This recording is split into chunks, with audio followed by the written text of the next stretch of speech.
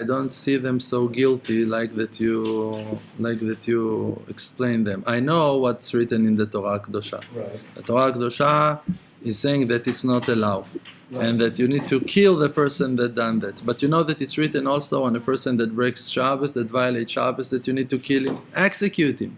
You ask your question. Right. That's what it's written. So, are we really going to take a gun and start going and slaughtering people, shooting people? No. Why not?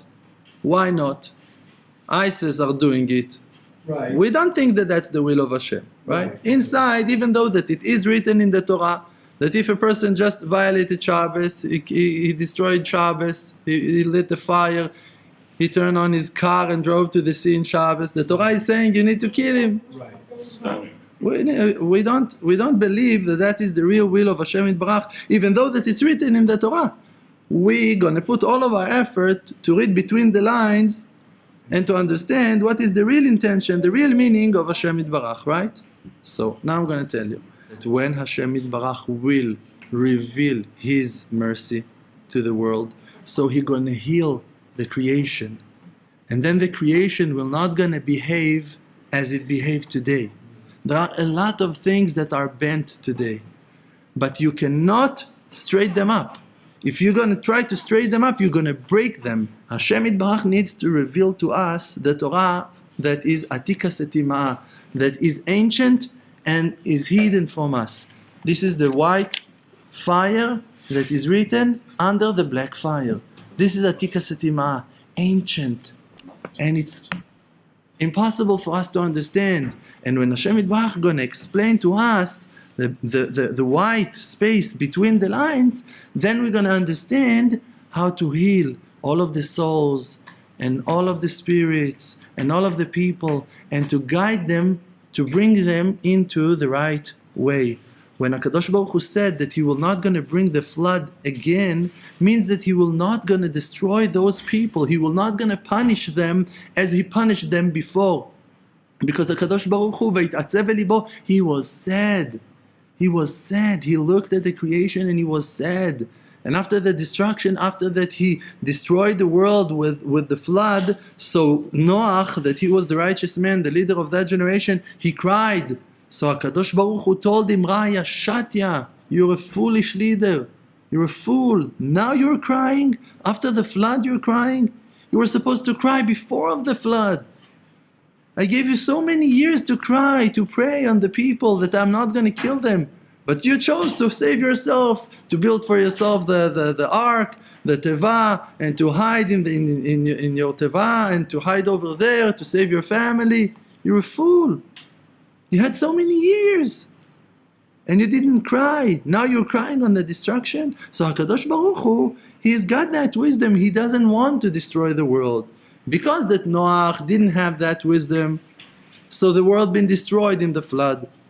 But it wasn't the will of Hashem Yitbarach. And Hashem Yitbarach revealed His will and promised and made an oath. This is the rainbow, that we will not going to have a flood anymore. And why you think that they chose that rainbow for their flag? Why? Rainbow. And they're getting stronger. But what is the rainbow? To save us from what they're getting stronger in. So what it means, that there is a balance. You can understand it. We cannot understand it. But we can understand, if we'll have a heart, we will understand that it's not their fault. That we cannot blame them. You can say, I despise it, I don't want it, I don't want to need it close to my house, I don't want my children to see things. Okay, no problem. But to take that person now and to judge him on his actions, I tell you, you're 100% wrong. You don't understand. A person that I know, he came to his father when he was 14 and he told him, Father, I am gay. His father told him, we know it from when you were 3, when you were 4. It's so okay, yeah. I'm happy it's obvious. He told him, Father, how did you know? He said, I was buying you trucks and you wouldn't play with them. And you would sit and you look at the magazines of your mother and you would play with Barbie dolls from the age of 3. Age of 3, he was a kid. It wasn't adultery, it wasn't nothing. He liked dresses, he liked women, he liked dolls, he liked to play with dolls. That's what he liked. You talk to that person and you cannot explain to him his mistake. You know why you cannot explain to him his mistake? Because you don't understand his mistake. If you would get his mistake, you would explain to him his mistake.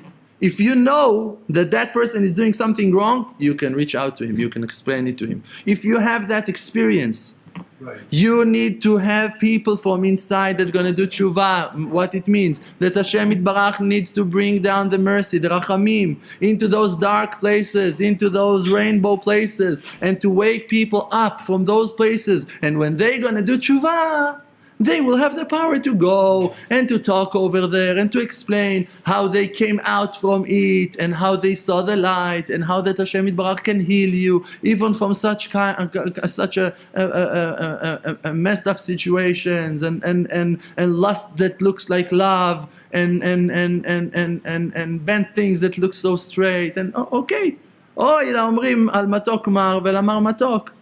We're saying, oi, we're crying on those people that feel that bitterness is sweet for them and sweetness is bitter for them. Okay, we're crying. Oi, we're saying, oi. יהודים, השם קורא